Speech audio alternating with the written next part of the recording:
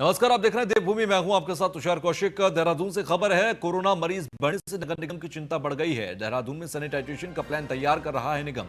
Positive पाए जाने वाले मरीज के घर पड़ोसी गली के पर फोकस है और पिछले दिनों प्रवासियों के लौटने के बाद से प्रवासी मजदूर जो लौटे हैं उनके पॉजिटिव केस बढ़े हैं। ऐसे में सामान्य तौर पर गली मोहल्ले कॉलोनी का सैनिटाइजेशन होगा। तो पिछले दिनों प्रवासियों के लौटने के बाद से पॉजिटिव केस बढ़े हैं और यही वजह है कि यहां पर अब सख्ती बढ़ा दी गई है। सामान्य तौर पर गली मोहल्ले कॉलोनी का सैनिटाइजेशन हो रहा है। जहां पर भी कोई पॉजिटिव केस मिल रहा है उनके आसपास के तमाम इलाकों को पूरी तरह से सैनिटाइज किया जा रहा है और पूरी सख्ती बरती जा रही है। तो देहरादून में सैनिटाइजेशन का प्लान तैयार कर रहा है निगम। फिलहाल पॉजिटिव पाए जाने वाले मरीज के घर पड़ोसी गली पर फोकस पूरा रखा गया है। पिछले दिनों प्रवासियों के लौटने के बाद से पॉजिटिव केस बढ़े हैं।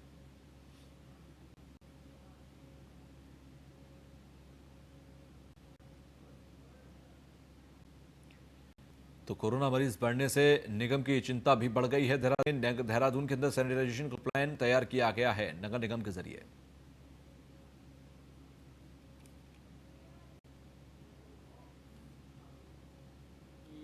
हम लोगों का लगभग सेचुरेशन पॉइंट पर हमारा रहे थे। हमारे सारे केसेस लगभग ख़त्म होने की स्थिति में थे, लेकिन ये पिछले 5-6 दिनों से जैसे जैसे लोगों का आना जाना शुरू हुआ है, केसेस की संख्या बढ़ी है और निश्चित रूप से चिंता का विषय है।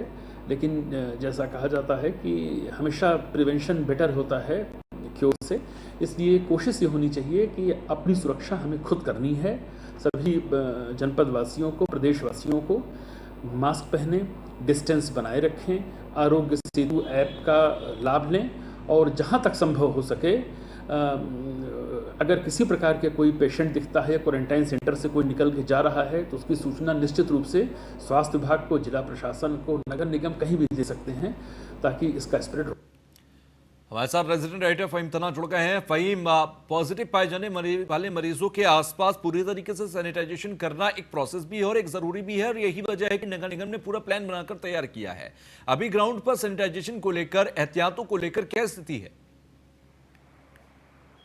बिल्कुल तुषार, देखिए नगर निगम का जो सैनिटाइजेशन का कार्यक्रम है वो तो चल ही रहा है रूटीन में, लेकिन अब एक दूसरे तरीके से प्लानिंग शुरू की है नगर निगम ने, क्योंकि जो WHO का जो गाइडलाइन है और जो उसमें कहा गया है कि जो सार्वजनिक तौर पर सड़कों पर, बाहर लॉन में या फिर बड़ी खुली जगहों पर, पार्कों पर सैनिटाइजेशन का काम चल रहा था, तो ये एक निरर्थक साबित हो रहा है। इस तरीके की बात है, नगर आयुक्त ने भी इस बात को उल्लेख किया है, क्योंकि कोरोना का जो संक्रमण है वो खुली जगहों पर बहुत देर तक नहीं रहता है और सड़कों पर या पार्कों में बहुत देर तक नहीं रहता है। लेकिन ये जहाँ पर डेंस पॉपुलेटेड एरियाज हैं, कोई पॉजिटिव केस है तो अड़ोस पड़ोस पर खतरा रहता है, घरों की दीवारों, खिड़की पर खतरा रहता है, जहाँ जहाँ हाथ लगता है, और अड़ोसी पड़ोसियों को भी उससे खतरा रहता है। क्योंकि आमतौर पर कितना भी लॉकडाउन रहे तुषार, लेकिन एक पड़ोसी दूसरे पड़ोसी के घर आता जाता जरूर है, तो लिहाजा उसके गेट से छूने का खतरा रहता है। और ये तमाम खतरा को देखते हुए नई गाइडलाइन के हिसाब से अब नगर निगम ने नई प्लानिंग के तहत काम शुरू किया है कि वो पॉजिटिव एरियाज में, कैंटोनमेंट एरियाज में और जो घर पॉजिटिव जिसमें केस पाया गया है उसको फोकस करते हुए उनके कमरे, दरवाजे, खिड़की के अंदर तक, यानी फोकस तौर पर वो वहाँ सैनिटाइजेशन का काम करेगा और ताकि वो संक्रमण वहाँ का वहीं और वो इफेक्टिव भी हो जो भी सैनिटाइजेशन था। क्योंकि एक तरीके से अभी तक जितना भी अभियान चल रहे थे, सड़कों के अभियान, मोहल्लों गली मोहल्लों के अभियान, ये प्रिवेंटिव रूप में उस तरीके से तो ठीक थे, लेकिन वो कोरोना के संक्रमण को रोक पाने के प्रभावशाली उस तरीके से साबित नहीं हो रहे हैं। तो लिहाजा एक नए तरीके से काम शुरू किया है, क्योंकि लगातार केस बढ़ रहे हैं। और एक जो पिछले हम अगर 10-12 दिन पहले की स्थिति देखते हैं, तुषार को 57 से 60 के बीच केसेस रुके हुए थे, लेकिन अभी पिछले हफ्ते भर में जब से प्रवासी लौटे हैं तो उनमें कुछ पॉजिटिव आ रहे हैं। तो इस शहर में भी कई कोरोना पॉजिटिव आए हैं, जो 93 की संख्या तक स्टेट में पहुंच गई है। तो लिहाजा उन खतरों को देखते हुए नए तरीके से नगर निगम प्लानिंग कर रहा है। अगर मरीजों की संख्या की बात करें, लगातार जिस तरीके से देश के अंदर मरीजों की संख्या बढ़ रही है, उत्तराखंड के अंदर भी कुछ मरीज सामने आए। एक समय ऐसा था कि जब लगा था कि मरीज थम गए हैं उत्तराखंड के अंदर, लेकिन उसके बाद से प्रवासियों का आना शुरू हुआ। प्रवासियों के आने के साथ ही साथ संख्या भी बढ़ी है। अभी सरकार के स्तर पर, क्योंकि लॉकडाउन 4 अब शुरू हो रहा है, लॉकडाउन 4 को लेकर स्टेट सब्जेक्ट बहुत सारे मैटर्स हैं कि आप स्टेट ये डिसाइड करेगा कि क्या राहत रहेगी, क्या राहत नहीं रहेगी। तो अभी उत्तराखंड का क्या हिसाब है, क्या रहेगा अगले 14 दिन? देखिए राहतों को लेकर के कई उम्मीदें हैं अगर देखें स्टेट में, लेकिन सरकार उनको कितना अभी फुलफिल कर पाएगी ये देखना होगा, क्योंकि देर शाम तक आज गाइडलाइंस नए के हिसाब से सरकार निर्णय आ जाएंगे। अगर हम मोटे तौर पर बात कर लें तुषार, तो इसमें अभी जो एक सर्विस सेक्टर है, टूरिज्म सेक्टर है, उसको लेकर के लोगों को कि कुछ हद तक वो खोला जा सके। टूरिज्म सेक्टर से जुड़ी हुई जितनी भी चीजें हैं वो सर्विस सेक्टर में आती हैं, तो वो सारी तो खुलना थोड़ा सा अभी संभव नहीं है, क्योंकि इसमें होटलियर और जो पर्यटन के तौर पर है तो पर्यटन ही बंद है, आवागमन बंद है, तो लिहाजा लेकिन जो इंटरनल चीजें हैं, एक तो एक ग्रीन से दूसरे ग्रीन जोन में ट्रांसपोर्टेशन की सुविधा हो जाए और पब्लिक ट्रांसपोर्टेशन हो जाए कुछ शर्तों के साथ, कुछ प्रतिबंधों के साथ, और दूसरा जो पर्सनल वाहनों से आना जाना हो जाए। एक तो ये इसकी बड़ी जरूरत महसूस ग्रीन जोन में, और दूसरा ये कि जो सर्विस सेक्टर से जुड़े छोटे हैं जैसे ढाबे हैं या फिर रास्तों के दुकानें हैं, वो खुलने को लेकर के उम्मीद लोग कर रहे हैं कि उसका सरकार कुछ फैसला ले ले, बड़े स्तर पर नहीं लेकिन छोटे छोटे स्तर पर, क्योंकि जब आवाजाही शुरू है, एक्टिविटी शुरू है, तो वो कहीं ना कहीं राहत को लेकर के उम्मीद इसमें की जा रही है। और ग्रीन जोन और जोन तय करने को लेकर की बात है तो उसमें सरकार फैसला ले सकेगी, लेकिन बाहरी जो राज्यों से बात कर रहे हैं, जैसे दूसरे राज्यों से तालमेल करते हुए ट्रांसपोर्टेशन की बात है, अभी उसमें मुझे लगता है थोड़ा समय लगेगा। उत्तराखंड के स्तर पर सरकार अभी रिस्क नहीं लेगी, केवल जो प्रवासी आ रहे हैं या जो फंसे हुए हैं, जो पहले से है, उनको लाने की अभी पहले कोशिश होगी। नए ट्रांसपोर्टेशन या नए आवागमन शायद सरकार खोलने में बीच होगी, लेकिन अभी देखना होगा। शाम तक 4-5 बजे तक की गाइडलाइन सरकार की आ जाएगी। तुषार, ठीक है, चलिए, बहुत बहुत शुक्रिया हमसे जुड़ने के लिए, बातचीत करने के लिए।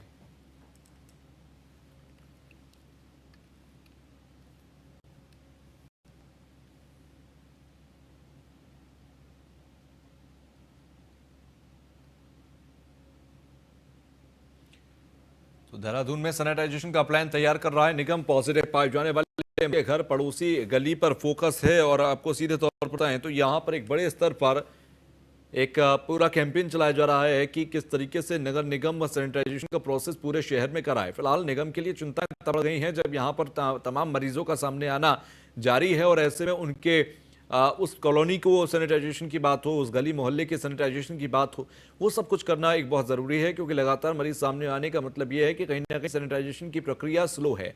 और ऐसे में नगर निगम की तरफ से एक नया प्लान बनाकर, रोड मैप बनाकर इस सैनिटाइजेशन के प्रोसेस को दोबारा से शुरू किया गया है। तो सामान्य तौर पर गली मोहल्ले कॉलोनी पर सैनिटाइजेशन होगा। कोरोना से मरीज बढ़ने से नगर निगम की चिंता बढ़ गई है।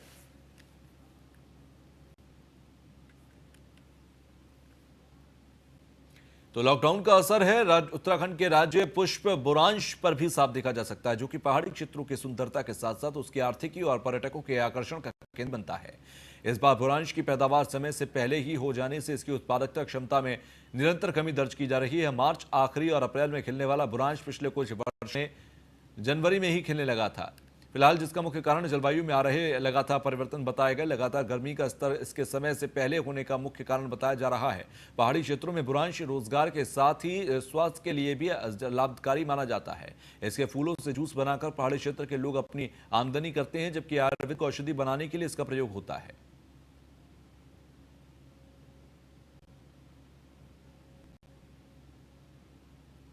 वजह से और कुछ मौसम परिवर्तन की वजह से भी रही हैं। जैसे कि जिस टाइम पे बुरांश अपने चरम पे था, उस टाइम पे बारिश की वजह से बुरांश काफ़ी नीचे गिरा है, और उसके बाद लॉकडाउन की वजह से कम से कम 60% इसमें हमारा जो प्रोडक्शन हुआ उसमें कमी आई है। जहाँ तक बुरांश की बात है, वो इम्यूनिटी के लिए काफ़ी अच्छा है, और आपके अगर इम्यूनिटी सिस्टम को स्ट्रॉन्ग करता है। और इसके अलावा गुलाब आपके पेट के लिए काफ़ी अच्छी चीज़ है। और जाके पुदीना की बात, उसमें काफ़ी मेडिसिनल खूबियाँ हैं उसके अंदर, तो आप उसको ले सकते हैं और आपकी इम्यूनिटी को काफ़ी स्ट्रॉन्ग कर सकता है। काफल अभी क्योंकि उसका सीजन अभी आया नहीं है, लेकिन उसका सीजन जैसे आएगा वो भी काफ़ी उसके लिए, उसके हार्ट के लिए भी अच्छा होता है, और इसी तरह से उसकी इम्यूनिटी, वो भी अपनी इम्यूनिटी स्ट्रॉन्ग करता है। लॉकडाउन की वजह से और कुछ मौसम परिवर्तन की वजह से भी रही। बहुत ही महत्व है। जैसे बुरांश से औषधि बनाई जाती है, साथ में बुरांश से जो है कि जैसे गरीब लोग हैं तो उसका जूस बना के जो है कि वो अपने घर परिवार का पालन पोषण करते हैं। और बुरांश से बहुत ही ज़्यादा औषधि, और बुरांश जो है कि एक जंगलों में सौंदर्य का कारण भी है, जो है कि पहाड़ी लोगों को जो आकर्षित करता है अपनी साइड में। ये आग लग रही है बहुत ज़्यादा, तो इस कारण जो है कि ब्रांच सबसे ज़्यादा नष्ट हो रहा है। एक जो है कि कटान से भी जो है कि ब्रांच को काफ़ी क्षति पहुँची। में ब्रांच का बहुत ही महत्व है। जैसे ब्रांच औषधि बनाई जाती है, साथ में ब्रांच से जो है। तो लॉकडाउन में मिली छूट का सही से कैसे सदुपयोग किया जाए, इसका उदाहरण टक्कर कुदाऊं ने ग्रामीणों ने दिया। गांव सड़क से लगभग 1 किलोमीटर दूर है और अब तक गांव से सड़क को जोड़े जाने वाला रास्ता भी ठीक नहीं हुआ था, लेकिन लॉकडाउन से में बाहर से आए युवाओं ने पहल करते हुए ग्राम प्रधान को साथ लेकर आर्थिक संसाधनों से जेसीबी लगाकर सड़क का काम शुरू कर दिया और रास्ते को दुरुस्त कर दिया।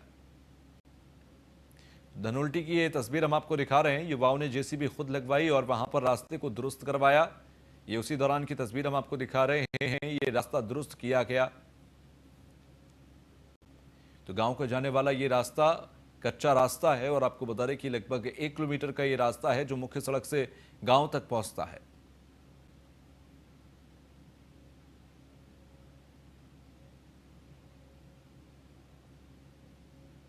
आज मेरे ग्राम ठक्कर गुदाव में सबसे बड़ी खुशी की बात यह है कि जो हमारे सभी युवा साथी माता बहनों के सहयोग से ये रोड का जो शुभारंभ किया गया, सबसे बड़ी खुशी हमें ये है कि हमारे गांव तक ये रोड पहुंच गई है। और हमने इस रोड के मामले में सभी अपने जितने भी हमारे धनोल्टी विधानसभा के प्रतिनिधि रहे हैं उनको कई बार अवगत कराते हुए हमने ये समस्या उन तक पहुंचा है।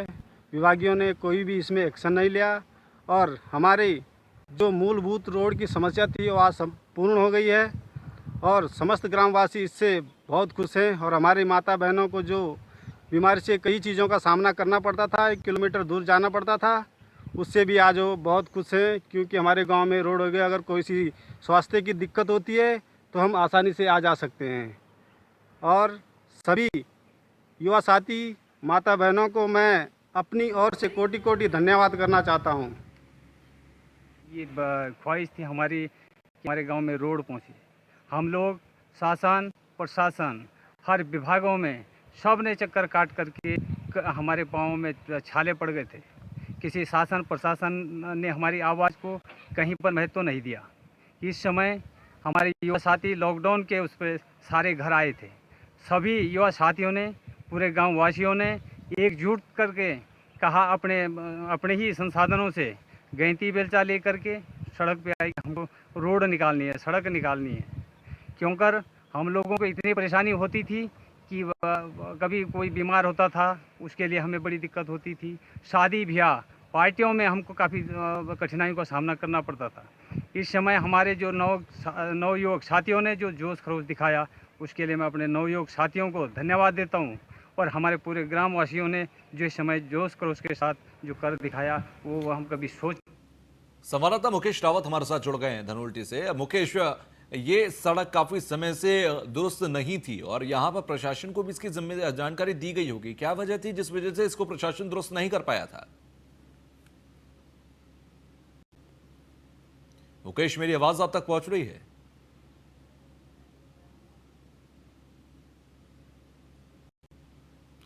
मुकेश से हमारा संपर्क नहीं हो पा रहा है। फिलहाल आपको बता दें कि युवाओं ने जेसीबी लगाकर खुद इस रास्ते को दुरुस्त करवाया। ग्राम प्रधान को भी साथ लिया। हालांकि ग्राम प्रधान की तरफ से भी उन युवाओं के लिए धन्यवाद दिया गया कि उन्होंने अपनी आर्थिकी से भी, अपनी मेहनत से इस पूरे रास्ते को दुरुस्त किया। तो ब्रेक के बाद एक बार फिर आप सभी का स्वागत है। इस लॉकडाउन में भी झगड़ा करने से लोग बाज नहीं आ रहे। आपको बता दें कि रुड़की के मंगलौर कोतवाली क्षेत्र के मोहल्ला कठेड़ा के अंदर बच्चों के बीच हुआ विवाद बड़ों के बीच में खूनी संघर्ष का रूप धारण कर लिया। दोनों पक्षों के बीच जमकर लाठी डंडे चले, साथ ही जमकर एक दूसरे पर ईंट पत्थर भी फेंके गए, तो कुछ और लोगों ने तलवारें भी निकाली। खूनी संघर्ष की सूचना के बाद पुलिस मौके पर पहुंची, जिसके बाद घायलों को अस्पताल में भर्ती कराया गया। भीषण संघर्ष के दौरान 2 महिलाओं सहित 5 लोग घायल हुए। बच्चों के बीच पतंगबाजी को लेकर विवाद इतना बढ़ गया था कि बड़े लोगों ने एक दूसरे पर जमकर पथराव शुरू कर दिया।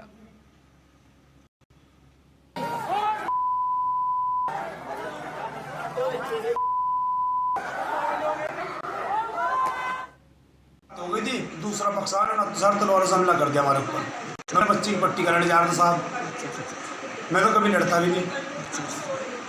8-6-7 जने नीचे पड़ रहे, सिर पर तलवार टिक दी तुम। तो गई बच्चे जब पतंग को उड़ाने के लिए झगड़ा हुआ है, जिस कारण से जो है दोनों पर में आपस में जो वाद विवाद हुआ है और काफ़ी लोग यहाँ पर जो है कटड़ा में जो है भीड़ एकत्रित हो गई थी।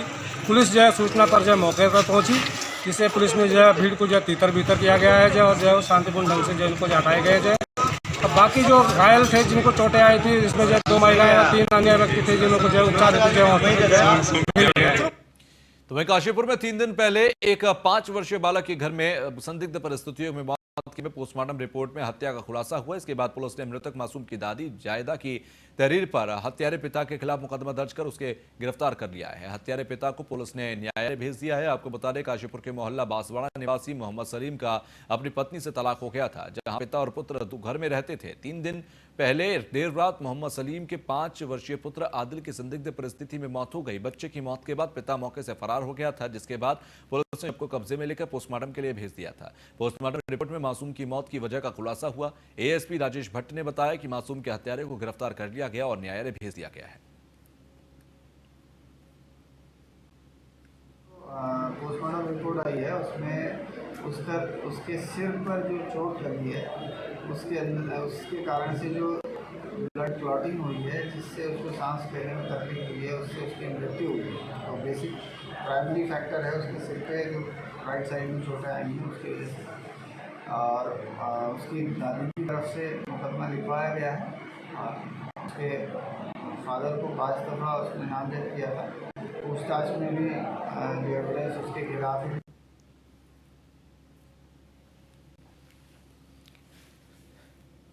तो 5 साल के एक बच्चे की संदिग्ध मौत हुई है। आपको बता रहे, पोस्टमार्टम रिपोर्ट में हत्या का खुलासा हुआ है। काशीपुर के अंदर हत्यारा पिता फरार है और आपको बता दें, लगातार उस पिता की भी तलाश की जा रही है। पुलिस ने मामला दर्ज किया हुआ है और इस मामले की तलाश करते हुए पुलिस फिलहाल हत्यारे की तलाश कर रही है। पिता हत्यारा निकला है। 5 साल के बच्चे की हत्या की गई है। संदिग्ध परिस्थिति में बच्चे की मौत हुई है।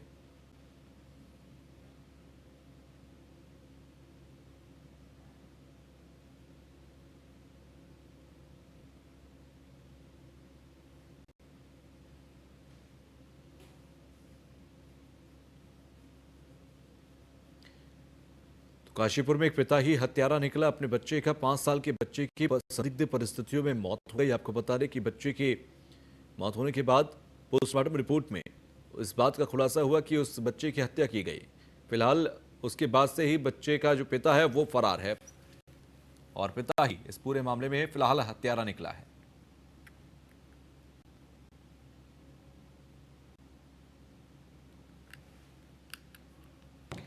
लॉकडाउन 4 की शुरुआत हो चुकी है। इससे पहले जनपद पौड़ी ग्रीन जोन में था, लेकिन जो प्रवासी जनपद पौड़ी से बाहर जा चुके थे वो धीरे धीरे से अपने गांव में वापस लौट रहे हैं।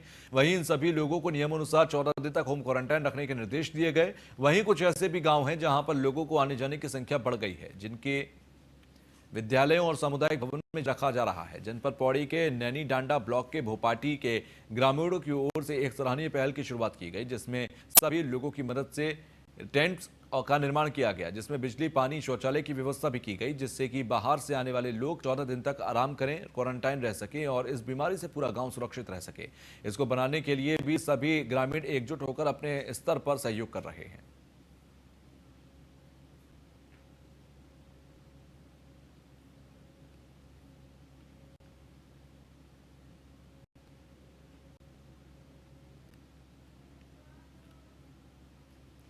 तो पार्टी के ग्रामीणों की ओर से सराहनीय पहल की गई है। टेंट्स खुद बनाए जा रहे हैं, जिससे कि लोगों को परेशानी ना हो। बिजली, पानी, शौच की व्यवस्था भी यहां पर की जा रही है। पौड़ी की यह तस्वीर हम आपको दिखा रहे हैं। तो सीबीएसई परीक्षा के लिए तारीख की घोषणा की गई है। आपको बता दें 1 से 15 जुलाई तक होंगी परीक्षा। 10वीं और 12वीं की परीक्षा की डेट शीट आ गई है। मानव संसाधन विकास मंत्री रमेश पोखरियाल निशंक ने जारी कर दी है डेट शीट। तो आपको बता दें 1 से 15 जुलाई के बीच में ये पेपर्स होंगे। जो पेपर्स रह गए हैं वो सभी यहां पर कराए जाएंगे। 10वीं और 12वीं की परीक्षाएं होंगी। मानव संसाधन विकास मंत्री रमेश पोखरियाल निशंक ने यह जारी की है शीट। फिलहाल सीबीएसई परीक्षा के लिए तारीख की घोषणा कर दी गई है। तो जुलाई के महीने में 1 जुलाई से 15 जुलाई तक ये परीक्षाएं होंगी। 1 महीने का समय, 1 महीने से बल्कि ज्यादा का समय है अभी तमाम छात्रों के पास, जिसमें वो पढ़ाई लिखाई कर सकते हैं। और 1 जुलाई से 15 जुलाई के बीच में बचे हुए एग्जाम्स या फिर जो एग्जाम नहीं हुए हैं जिन पेपर्स के सब्जेक्ट्स के, वो सभी कराए जाएंगे। तो एक जुलाई से 15 जुलाई के बीच में ये एग्जाम होंगे। इसकी तारीख का ऐलान कर दिया गया। पूरी डेट शीट दी गई है किस दिन कौन सी परीक्षा होगी, इस बात का भी जिक्र कर दिया गया है। फिलहाल आपको बता दें सीबीएसई की डेट शीट आ गई है।